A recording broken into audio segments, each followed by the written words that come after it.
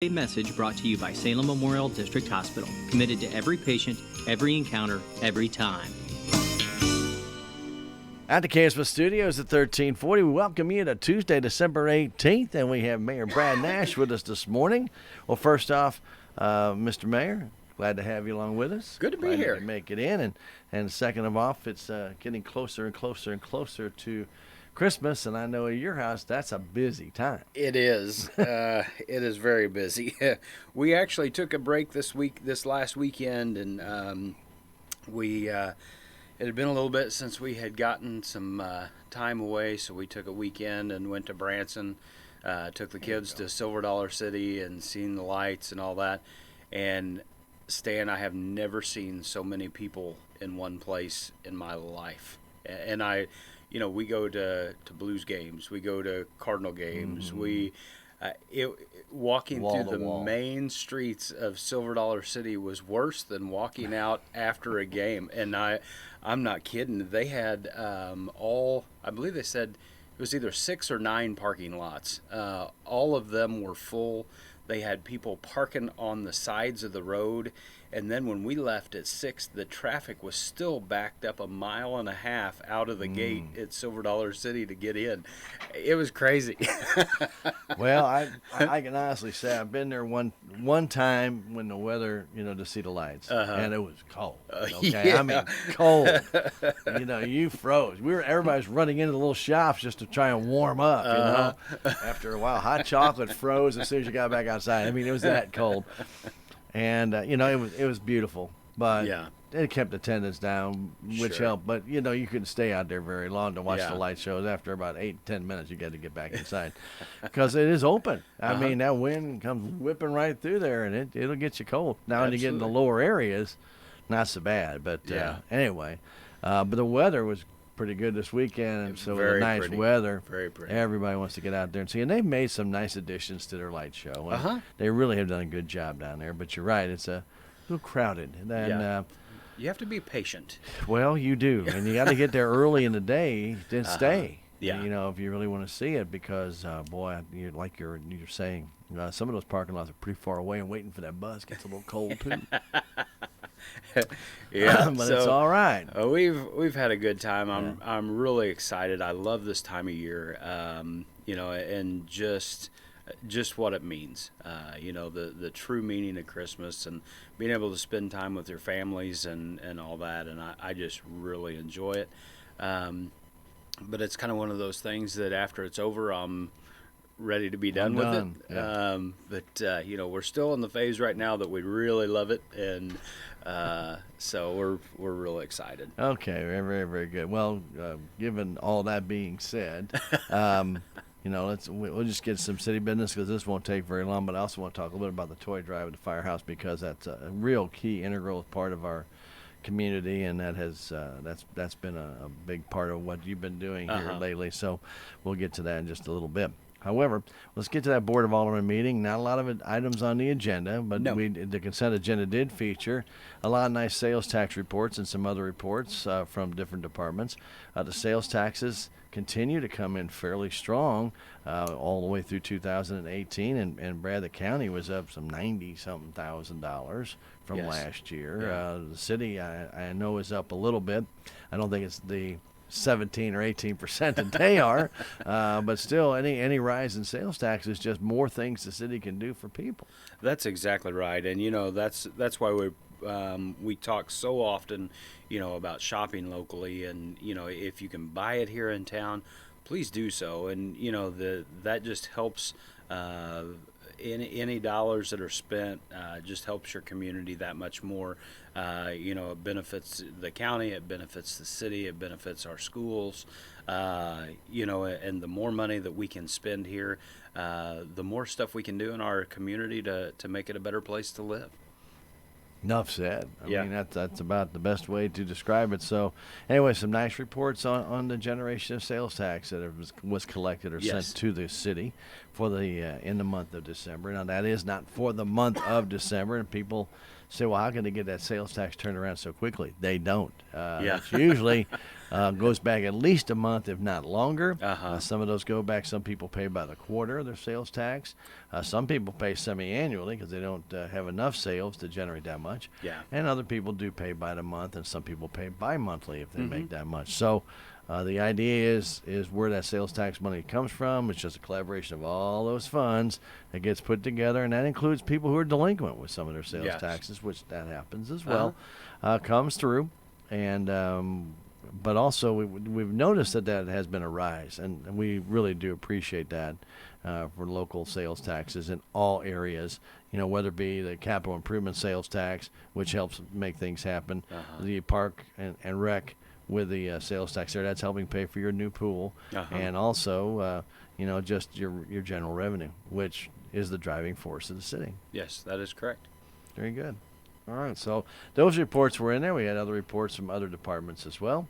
Before we had a chance to hear from City Administrator Ray Walden, we don't want to cut short what the meetings are, because the meetings for the Board of Alderman are to update them on a lot of different things of what's going on.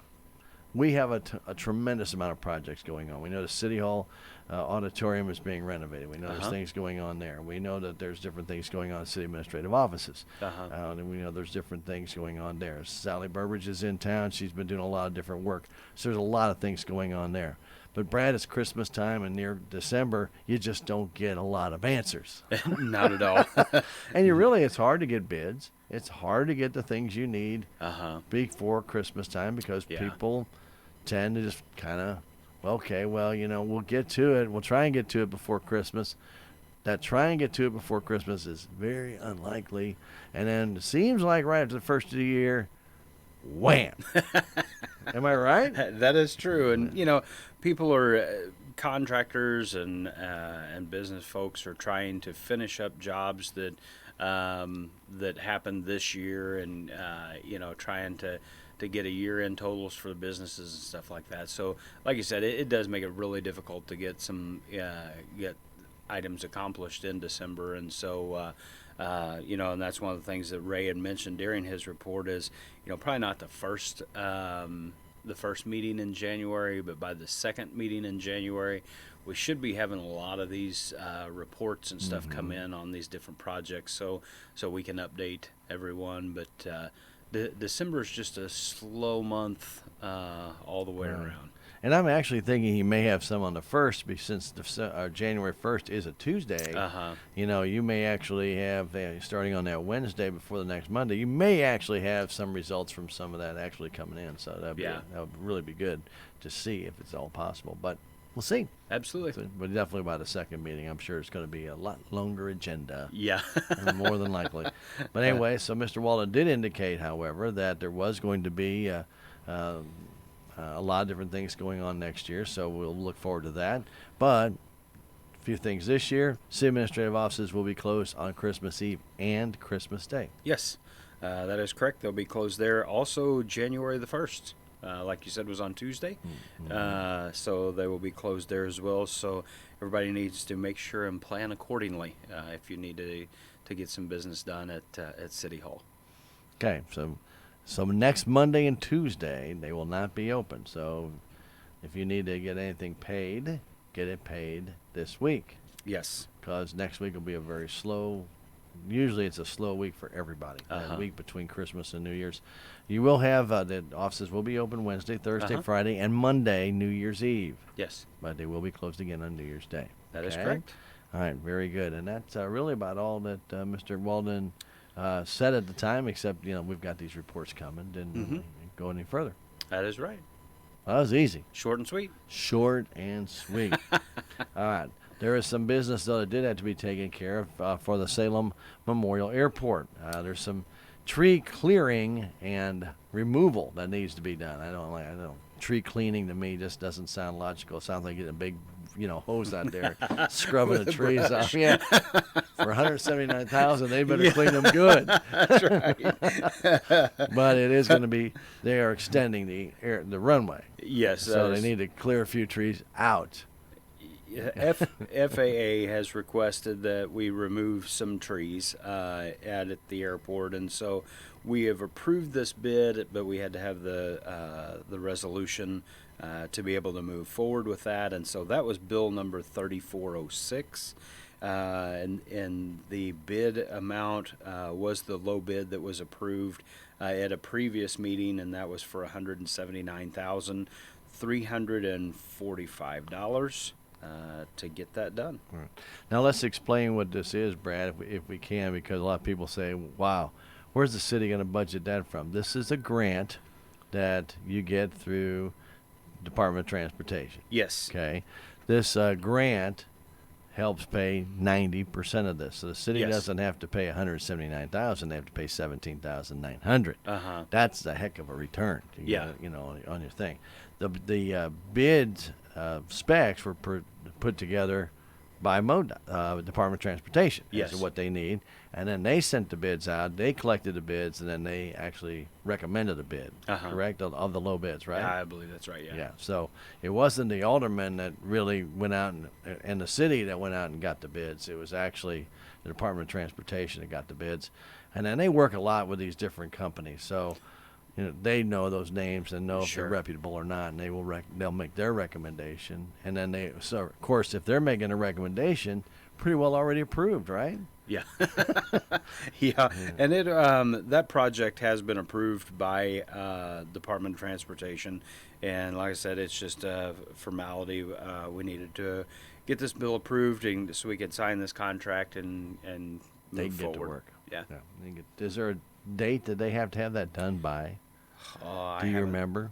I haven't seen one. Okay. Doesn't mean there's not, but I Yeah. haven't seen one. Okay. I didn't see one, and I kind of read through the exhibit, and I didn't know if that was part of their bid package. And I just never saw the bid package. I do know that we've actually been working on this since almost the beginning of summer, but we had to postpone the actual removal side of things because there is in Missouri an endangered bat, and during their reproductive cycles, you can't do any kind of remove mass trees. clearing or any of that kind of stuff, and so we had to wait for that to be over, which it is, and so we moved forward. But that's the only dates that I have seen. It's also dangerous to be out there in deer hunting season. Yeah.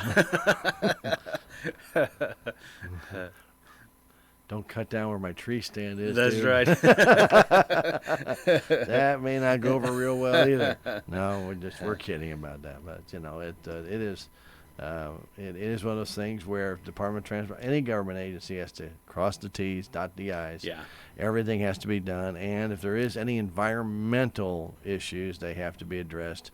And actually, somebody has to sit there for 24 hours and watch to see if a bat lands in a tree. That's what they had to do with a bridge down by Bunker. Wow.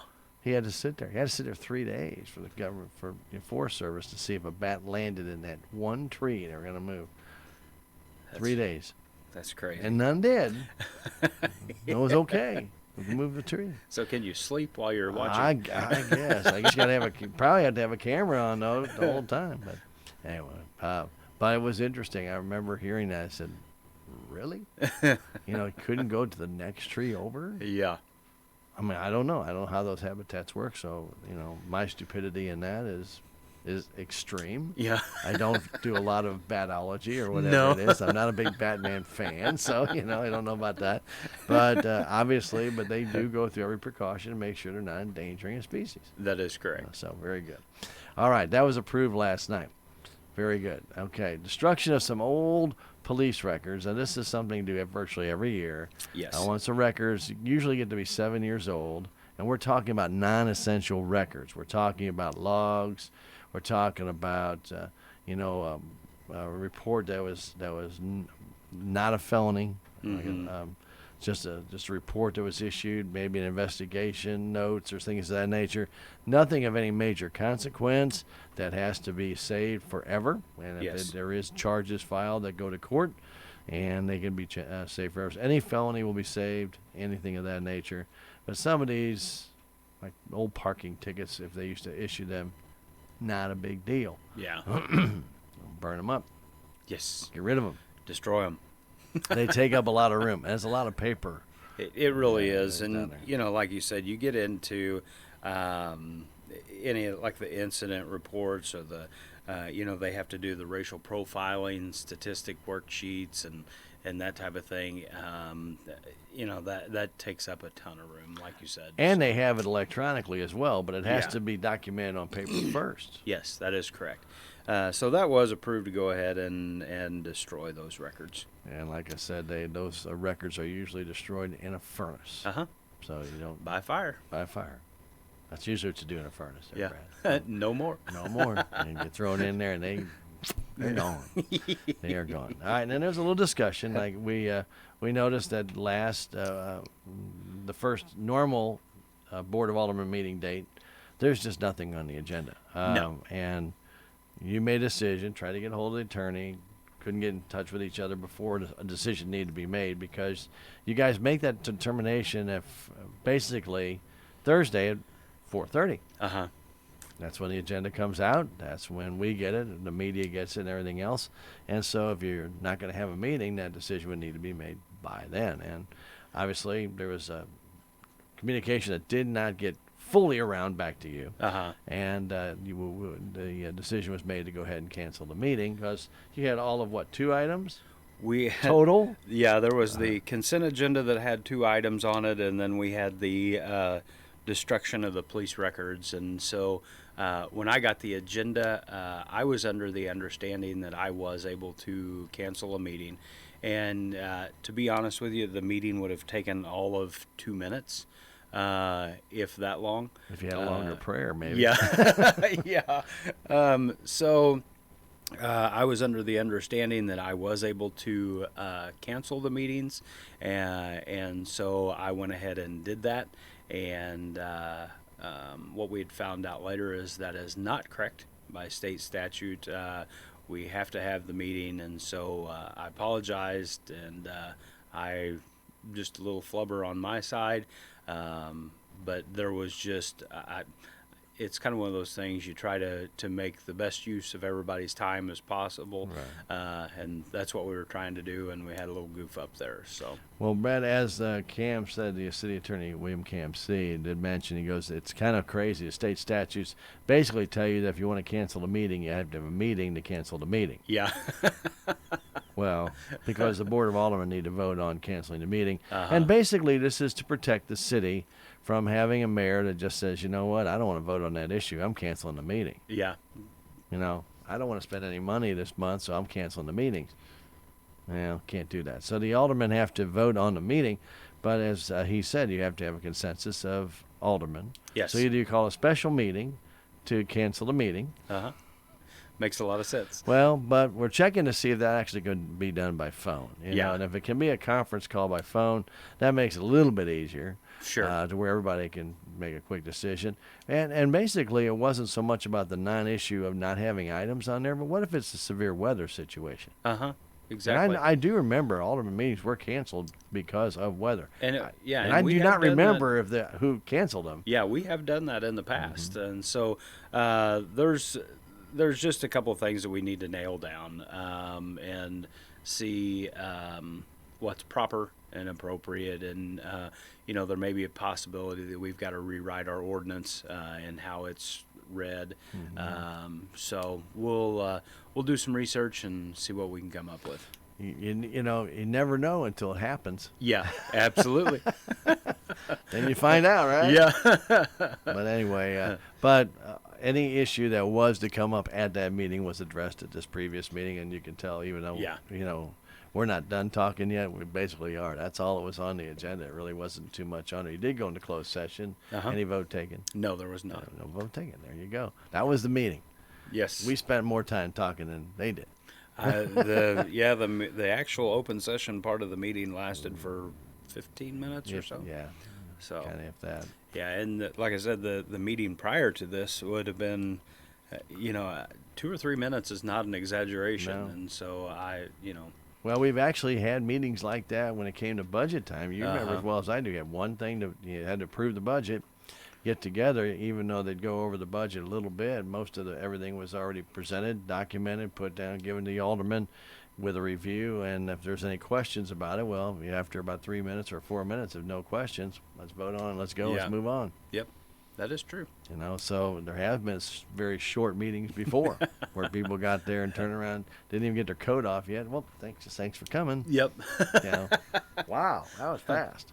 But anyway, we appreciate you coming in, spending some time with us, and talking about our Board of Alderman meeting from last night. No as problem. short as it was. Yes. Now let's talk about another little different issue, and I know this isn't part of what your quote unquote duties are as mayor, but quote unquote your duties as a fire chief with the toy drive, and this is something that Denton County Fire Protection District has done since the Lions Club, I guess, stopped doing it, or you guys worked with Lions Club the last year or two, and then just kind of took it over. This is a great thing for the kids in our community. Absolutely. It has grown. It was 280 something kids this year. I mean, that's like 50 more than last year. Yeah, just shy of 300. Yeah, that's a lot of kids. Yes, it 288 is. or something of that nature. So, getting toys is not always easy, but the donations have come in great. Not only is the toy drive a standalone great deal, but you work with the Salvation Army, getting the angel tree out there, and the angel tree, that all came to an end last night. So we're hoping that all the angels were picked up off the tree. There weren't many left, so hoping that every child will get something from the angel tree. And we want to thank everybody out there for doing that. If you're listening, and if you were a provider for an angel, hopefully it gave you that self-satisfaction, that good warm feeling at Christmas to make somebody's day special. But this, just to try and explain how big this toy drive has gotten. You have 2 sign-up days. It's donations. It's keeping track of who has gotten what, picking up the toys. People donate some toys that are in good shape. You got to separate those toys out. You got to do it by age and gender. And I mean, it's a lot of work, but it's a lot of space. And you guys have set aside a space to get all this done, which is pretty impressive. We have, and to be perfectly honest with you, if we get much bigger, we're probably going to have to look for another space to do it. Our training room is completely packed full of toys. Our kitchen or dining area is completely packed full of toys. We have the showroom up in the front where the old fire truck is. It's if you drive by and look, you can see sitting in the floor, there's all kinds of bags and from the angel tree, and then we have to have room for the people to come in and sign up on the days of the giveaway. Right. We're full. Yeah, full. Now they'll come and pick up their gifts tomorrow. Yes, that is so correct. Everybody, it's going to be a busy place tomorrow. It is. And, I really like how we do our program. We don't allow children to come in. The parents come in and they pick out the presents for their kids. And, that way the parents, if they tell them they got them from the fire station, fine. If they tell them they got them, fine. If they tell them Santa Claus got them, that's fine. But they have that option to do so how they choose, and I really like that side of things.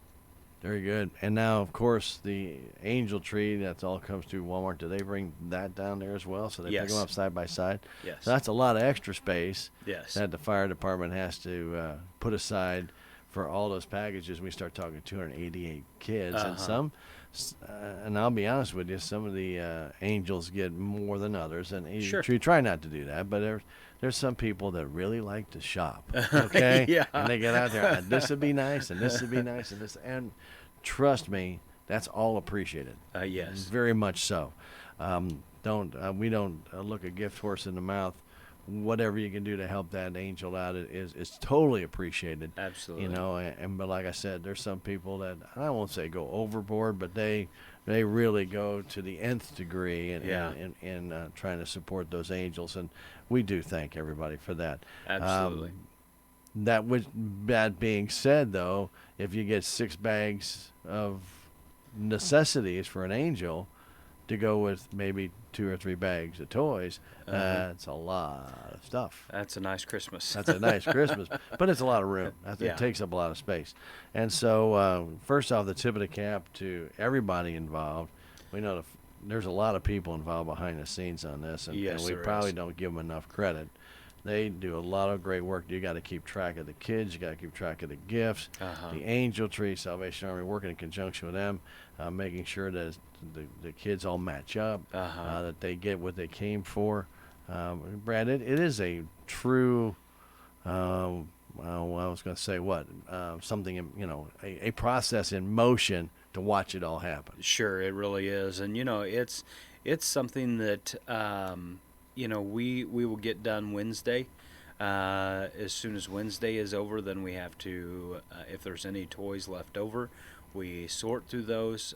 We pack them all up and take them. We have a storage space upstairs at the fire station where we store those for the next year. After we get that done, we normally take a month break, and then we're back at it again, working on the following year. We have to do, we have to raise money. We have to, kind of look at our last year and see what all went right and what all went wrong and how we can fix this and all that. And so it's a full year process, to get these things done. And we actually will collect toys all year long. And then if you bring them to the fire station, we can take them. We've got that, like I said, we got a storage area for them. And we'll put that up there and keep them safe for the next giveaway. But and then when about the time that November the 1st hits is when we really start buckling down. Ramp that up, don't you? So well, that's when you really have to start determining dates. Uh-huh. And let's explain to our listeners, when you determine these sign-up dates, this is not an easy process because you've got to have enough people there for the sign-ups, number one. But number two, you're trying to make it to where people who work during the day can get there, and people who are not working during the day, they can get there, but they still have kids in school, so they've got to be there after school. Then you have some that have little kids at home that they can come in a little bit earlier. You're hoping everybody kind of times their time in to where you don't have big lines. And then occasionally it's going to happen anyway. Sure. But the sign-up dates are kind of coordinated to try and get as many people in there as possible, as quickly in and out as possible, so to move forward. It's not an easy task. And again, you got to keep all the people who volunteer their time. Nobody gets paid for this. Volunteer their time to come in there, work to keep the record straight. To know that child A and child B, well, they're in the same family, but they're not in the same family. One lives at this address and one lives at that address. Yeah. It's a lot of work to be done to try and get the toys and things that they are wanting.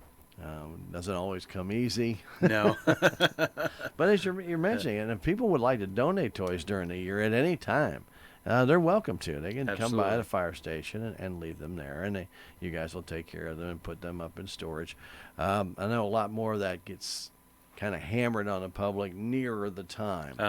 But whatever it takes, and if some people may not know what to buy, a monetary donation goes a long way. Absolutely. And we do have a lot of community groups that will do that. The Car Club, the Cosmopolitan Club, there's several. And that actually is a huge benefit to us because after we do our sign-ups, we can look at the age groups that we have. It seems like one year we have more infants than any other group, or we'll have more of the older kids, or it just kind of fluctuates for depending on the year. And so that gives us an opportunity to be able to look at the toys that we have, look at the age groups that we have, and then we can use that money to buy for the appropriate age groups that's needed. And so, even the monetary donations is definitely appreciated. Yeah, and a lot of times you guys are able to work a deal with somebody if you buy X amount of toys that you can get a better price. Yeah. And so that money can sometimes go a lot longer than somebody just going out and buying one toy and bringing it in. I mean, that's great. Don't get me wrong, they'll take it. But if you give them, maybe you're spending $25. Well, if you give them 25 and somebody else gives them 25, another 25, and they have a couple $100, they may be able to get exponentially a lot more toys with that money than the one. Yeah, and we have some of the ladies that are on the committee, as crazy as it may be, they go out shopping during Black Friday shopping, and Well, that's nuts. yeah, to try to find toys. And we had this year, and I'll take a second if you don't mind, but Sure. we had a really special happening this year. The ladies went out. It was after the craziness of Black Friday and stuff was over, and they went out to Walmart and was picking up some toys. And there was a lady behind them that is familiar with the program, that knew what they were doing. And after they checked out, or as they were checking out, stepped up and purchased all the toys that they bought or picked up for the program. And it was right around $1,300 worth of toys. Wow. And there's stories like that happen every year. And there's no way that we can do the program without the citizens and these different groups and everything that help us out. It's just amazing. And you walk away every year with a few stories, and you really realize how blessed you are. One of the things, and you talk about that's truly a secret Santa that you didn't anticipate. Yeah. One of those things is that there's so much at this time of year, and it should not just be this time of year, but it does get concentrated this time of year where people go above and beyond. And this individual just did that. But there's other people, and I want to, again, I want to focus back on these people doing a lot of this work.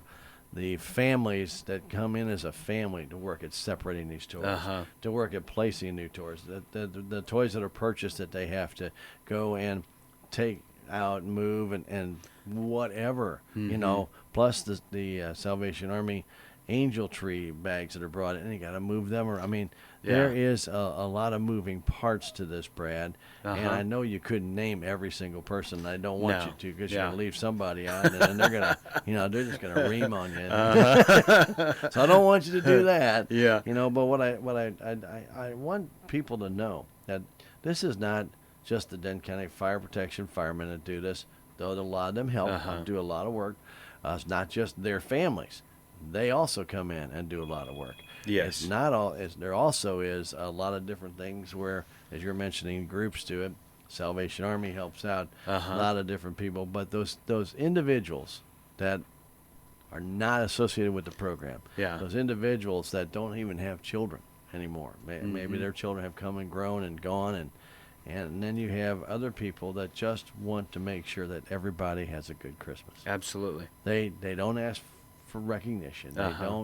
They don't want their name out there. All they want to do is help, and they do that. Yeah. And that is amazing. And there's a lot of people in this town that step forward that don't want their picture in the paper. Sure. They don't want to be out there. They don't want their name mentioned. They don't want to be, the star.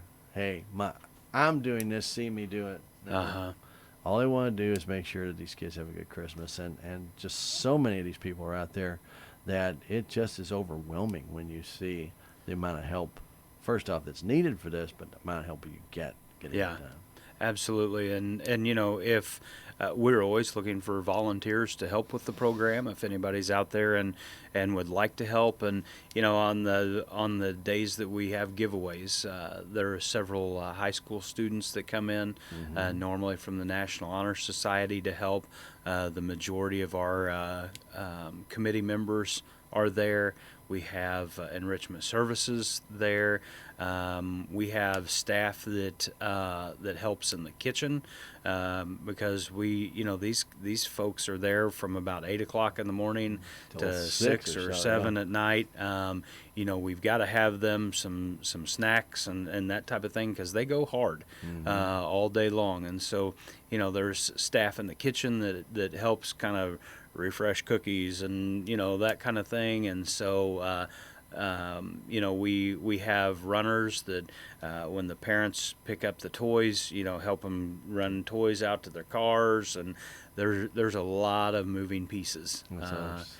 So if there's anybody out there that don't have anything going and would like to help Tomorrow, come on out. and just check in, and they'll find something for you to do. Trust me. Absolutely. Yeah, and if you're standing there and you look like you're lost, they may put you to work anyway. Yes. No, we're kidding about that. But if you'd like to help, you're more than welcome to come on down, because the more the merrier, really, because it takes a lot to get done. Yeah. But the toys that are donated, thank you very much. And anything else that are donated, we really appreciate that. Absolutely. Also, we know that a lot of those groups that help out also purchase a lot of those gifts for you as well. So we want to tip our cap to them. And the neat thing is that these kids are going to wake up Christmas morning and they're going to have Christmas. And that's what it's all about. And that's what it's all about. So Enough said, right? Enough said. exciting time. Right. So if anybody has any questions about the drive, or maybe they want to maybe they can't do it this year, but they'd like to be involved next year, they just call the fire station, right? They can call the fire station, or there is a Dent County Fire Facebook page. They can get on that and ask questions as well. They typically respond pretty quick on that as well. So A lot of good people involved in that program. Absolutely. And just wanted to bring that back out, because so often we take these things for granted. yeah, And and I remember years ago when the Lions Club did it, and I want to give Bill Bond a huge absolutely. huge tip of the cap. He did it for years, and I won't say he did it solo, but he organized it and did a lot of that work himself, going around to organizations. And I know he had help from the Lions Club members, Yeah. but as the Lions Club was getting smaller and smaller and smaller, he really was a major driving force in that. And I know, and I'm thanking all the Lions Club members, not just Bill, but Sure. I remember having to deal directly with Bill a number of times and trying to help out. And boy, it takes. You start looking back at that, and how much Yeah. energy it takes to do these programs. To do it alone, or do it with a very small staff, it's almost impossible. And how it's grown. And Brad, I don't know how many kids they had back then. I don't think it was 288 or whatever it was. But that's a lot of kids. But whatever it was, that's still a lot of work. And trying to Absolutely. get that distributed to the right children. So, Absolutely. big tip of the cap to the Lions Club prior to the Dent County Fire Protection District taking over. I want to thank all those people that help out. Also, we want to thank all the parents who do sign their children up to make sure that they do have a good Christmas. Absolutely. So, sometimes people don't want to do that. Yeah, and I can understand that. Mm-hmm. But we're all in this for the kids. That's what it's all about. And sometimes as adults we get frustrated at different things, and this is the time of year that you lay all that aside and you take care of the kids. Very good. Appreciate that. You guys do a tremendous job, and Thank you very just much. wanted to tip our cap to the Fire Protection District and the entire group. And I know there's a lot of people there, and as I said, we're not going to try and mention all of them, because I know. Oh, there's no way. Yeah. You could have a list and still probably miss Yeah. at least half. So I don't want to miss half. No. That would not be a good thing. No. And then we'd really be in trouble, and I don't want to do that either, because that would not be a good thing. But anyway, I want to thank Brad for coming in, spending some time with us, obviously, as part of his mayor hat. And he takes that up with the Fire Protection District hat on.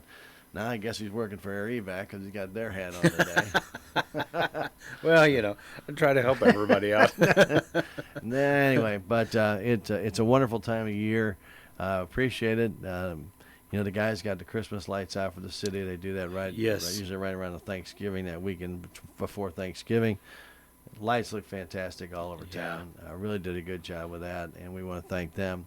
Sometimes that gets pretty raw up there when the wind blows. Yes, it does. Trying to maneuver that with no gloves on, and boy, it's hard to get done. And the bad thing about it, we had really nice weather a few days prior to and a few days after, but when it was the days to put those up, the weather was pretty rough. It kind of goes with the territory. It's Yeah. like, yeah. You gonna put them up today? Good. We're gonna drop it about 30 degrees.